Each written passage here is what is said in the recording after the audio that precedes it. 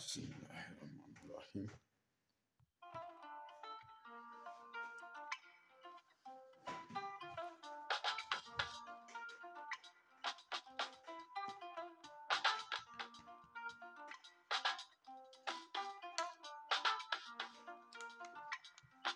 Jongomin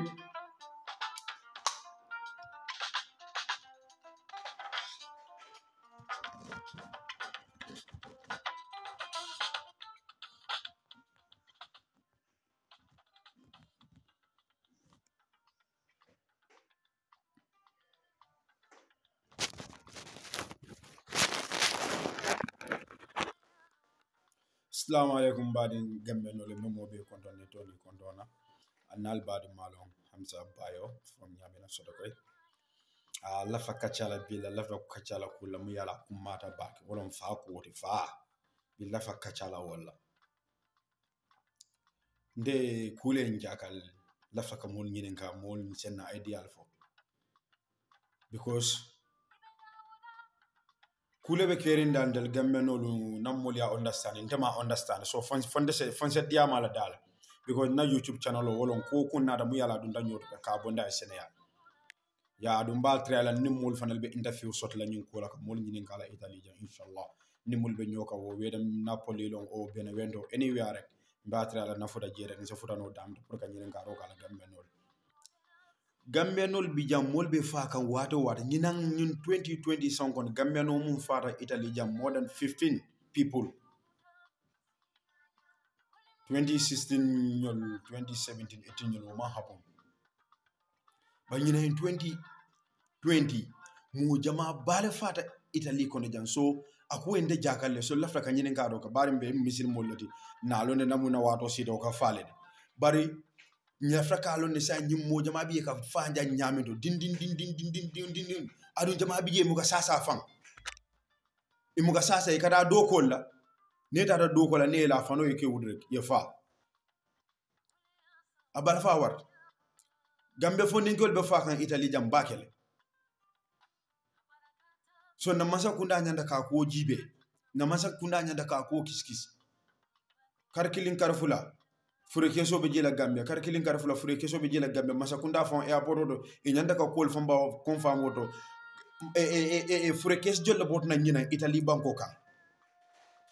masa kunda ya lon fure kes jolle botna Italy ye wula ko le ya kiskis mune nyin no ndala banku diwon be fa kan Italy wato wat o mol mul fanal ka fa Italy jang o mol mul ka fa Italy jang mosili jama bi jan ne fa da jela mol le ke samba waranto ni mo gambe non mul be nyoka yelong wolle ke bulo kaf nyoma ye nyoma ko ani mbadu nde mol mul ya lela mol fata ila mol botnan fo Angleterre kana jang ka furoni na ko tomoto ka samba tele sato badi le ke bulo kaf nyoma ndel masa kunda sa atela lodula le tamalalu sa masa kunda la lodula lo e woli janna mo fata gambe dum fata jang gambe nol mulbe nyoka nje wolle ke bulo kafun nyoma anam nambadil babul wol fanali bulo kafu nyoma ya samba mosli na ata kera modum yala ala badin tiyamu yala sembo warta gambe nol damon mulbi jang ite bulo kafu no la nyom wala mol mukaci ike bade jan ndel ni Senegal be nyoka wado wadi kamole Senegal ko ngata na ambasile an kata nyinal je bare gambe na manke kansulo rege ko dorna mo o kansulo fane mu kalo wol kam mu fon doku e mu kalon problème fon ka tari la kayto ko problème ka tari la fan yeta haji mu kalon fon ila kayto li mu ka kuma foye fo mo le pass Senegal jibe bi ko neati mbe Senegal tala ndi Senegal len nakita nyola bar wala mo le biam bi ko nde amam mem dara Napoli mbe dan Senegal bo do fon dara kata ala kayto ko be regle ji ala kayto ko be regle nan gambe no lefta wala ata sodo non la ikaji gambe no ko sula kayto do la jam fon mu yalon ko fon na kansulo le nyanda kada da warando ambassadeur adada baro fon mu ka sodo ikada fo Gambia ikada ko nyin tobro Gambia yemo batu na mumina ya di wala nati nanja ngo insha ndela masakunda ila ndel mako ale masakunda nyanda alo nala ko banku di fana manga bebe sila banko kanne dol be findele ta ñinindiro la gambe banko kan wandi diwul le nata je banku do diwul le nata je ndel fanal be findele kana ñinindiro la banku do kan nanna mun sodo na sambanna banko kan ni haji be gambe biya balu kar kilo be mu ñim tamalalle sai man sakunda nyanda lola ñim mun na banko na dulalde man lo ñewo ko ha sa ko mbo kala nyaadi mbe man sakunda dan na gambe diun be fa kan jan nyamindo ye lo moliye ya ko kiskis ya ko jibe ñim muna ba koma ani nam mo fara jang gambe diu mati nyanda dulal sotlale mba ko report la damindo mba ko samalo banata misal fete okay say maybe Milano dorno ite sela ko report no Milano dorno ite mari ni Milano tema telekilin Johnny foro fata jan say ite bidano Milano nyaali ita ko ragleje nyaadile at least ye dulal fere mole muli alon nan ko ke gambe diuna rek dulal so sodo be report la damindo but officially misal fe no sodo ko be bidaw dulal jam fata nyola jan Italy jam dul jam fata ñol bar gambe dun ka fambulu jande fam mukalo mba kele ñamen fo mol muli ala ni be ñoka wolle ke bulo kafun ñoma momo be mun jono la ala nin tila kan ya ma koy ya samba gambia gambe fana na ko tambe da woyne gambe dun ñanda tarra dawda man sakunda ñanda ka kalmadal gambe dun be ndula kar adu mo ñanda tarra man sakunda jele mu yalon ko wolbe tarra bango dun ni mansa bango don mulbo banko kam tamadulaje ini mansa kunda tema bari jam mol ka faaja yeferi mu kaloy fata nyamin kambe diun ka faaji mu kaloy fata nyamin mo fam mu ka kiskis fam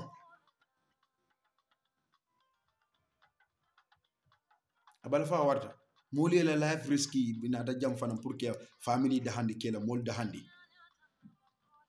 yana jam fana ala ke fuda da fana hani sai masa kunda man lono la kol ba halli biya wato mun na halli biya wato mo mol bije ne mo da ni da president jama gamen jama set ke fan sa fe Senegal le kon Senegal le masa kunda sen after isi mo de le banko kan Gambia because Gambia masa kunda mo ka mol fon ma ko no ne se bondi no ita libya fa ale na tuba du jam fana at least ye mo na jamu yala betara lori banko diwne ja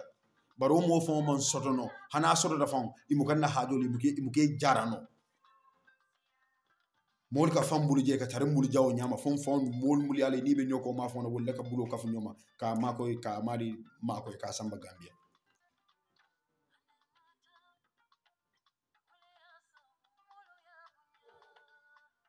abal forward because ndeni mol ka kachale na bodo bi jang nsa fon ba de wono na be bata dula kele na nyininga because ata fana nin tuba bol la ko dunda nyoko no bakel na nyininga na be kacca la fonda fayda je mo gambe dun la mo fala jang gitala miro nyaadi akonye mo mum fata ja si abada la konye nyanda del fon nyanda fere kelal fa na en ko na tra ma sakunda kalmuta ko gambe dun be fa kan jan nyamin ako anin fongo do kaccata tuba do kaccata oko maybe doctor Rolo wati oko ala miro do gambe dun ko moli ale problemo so do Libya like in sulale problemo so do sulale waddo meka fenkele Libya ke mudala fa ko do yete soron dlate be bouté la pour la mol so ko do ki na nyamindo so ne de manna mo so do mo lodo mumbe buluje munse mako pour ka ko do ki na aka do buluje le ka bouté aussi fa bele ke balo dula fa bele lapi so o doctor oni nada fo ki waka maybe dol kabona Libya ika dunjang bata mun katari balo kona ni problem mul sotoje ni nata je mu ke fan report loptano to kata je ka fu nyim problem karle benda wando ye fan ya fu doctor mum problem karle benda dole ki dia fele because mostly jama jan ni nata jan ebe kampo do warando ebe dulata daminde alon ko dal abe masakunda la bulu ki fan sun doctor o sotla sa fan sun doctor o na be bulu wala na fadi te mum fili balo kono o fo doctor o nani ne fil bara bo nyingo tubabo ko maybe dol muga fa ke dia fe so o ko akatale fa ke balo affect ite ba kala mo ite be fan report la wato mo kata now is too late because dol ka sasa wali nyama je ta loptano do fa ifon e fan samba je fa ni mo fam manda fo tubabo ka mo le jibe mo fi ya fo yin sutel so sifa ne me lon dol fon la mol ka fa jane fam as a possible fan ye samba e comme yeta do ko la dula te mina kay balo dula be de min ko ngani sifa mo fude ita do lopta no ko ne faaje e bondo de samba fure bon nam mo man ne woto mum be de claim lo kon nam mo lo mudum ko de be tulo to warande ne meta je be kala nyamde ye ko nyam warande ye la part sol be bondi bala ye ken san samba ete bade so ka fahamul so bo ñu ko tubabu docteur o ñewol fa kay maybe dol la saya ka su wala maybe dol la saya ka su wala ka dimin ko la mun takli be bute ron nin kol ne naate mo ke far report o katari balo kon fay kumu ay ta dam de say comme is too late so yene fan samba docteur o ya say is too late ite be docteur no click fa so mom o sifa bele e balo jabe dimin kan dam de jamu europe de ta l'hôpital no ye far report hana africa ta bita l'hôpital ye far ko janna kan is better than be de lati so kuol ñin be laari wala ñama wo so ñun ko al satra ñim video al ya try fay fo dam man sakunda ma ya Allah moy pour isa mol ma ko no ñama don del mol fanal bi jam baari nan kumu ite lamundel ñaajo fi doti gambenol mum bi man sakunda al sen ñaafi dano man sakunda al se batabe la lankam man sakunda al saboni non kam ba sa yalla nan ni wol mu kan ñomo sa ndel batal be bulan kan ñaadi o be kala kulete mum be kole ala so fu man sakunda sabulo la mol kay mol ma koy because gambe don ka faajan ñina mum faata jaada dal fu mo tannim feng nde mul long ani mole mum fo bare nan because italy warta la ske dol faata dula mu yalla ndama bo dol kala mu dafa mol bondi tele imu ka long ika fa ñaadi le fa so man sakunda ñande fere kelo la yemma koy anin na kayda kulun ka sula ko do la jang ka sula ko do la jang kaydo ko gele fo gambia wayta way murna o do se topoto no jam fa atari man sakunda e kansulu lo mbang ambassadeur mbay munna ta jare ko masion ni efitin be trabul bo do le topoto biko nganyom banku do la mol jere kay la mol katal lore nyamdo mom ko senegal so mu kulede mu yala kum madal fana lafto aussi falle la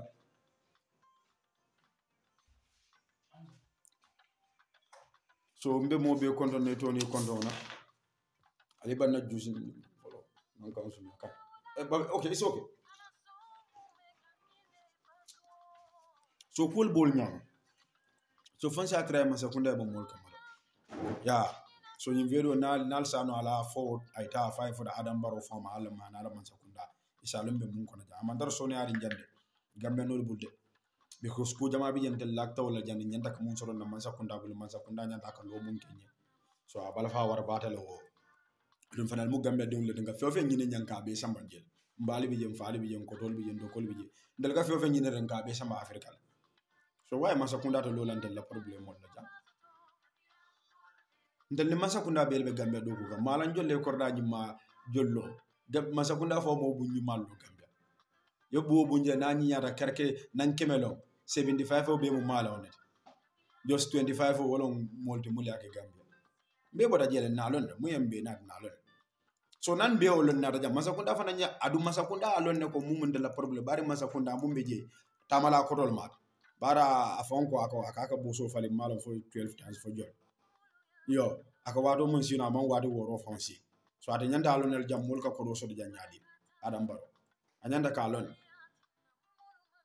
so nalman fere ka le mul ma ko ada bedala wo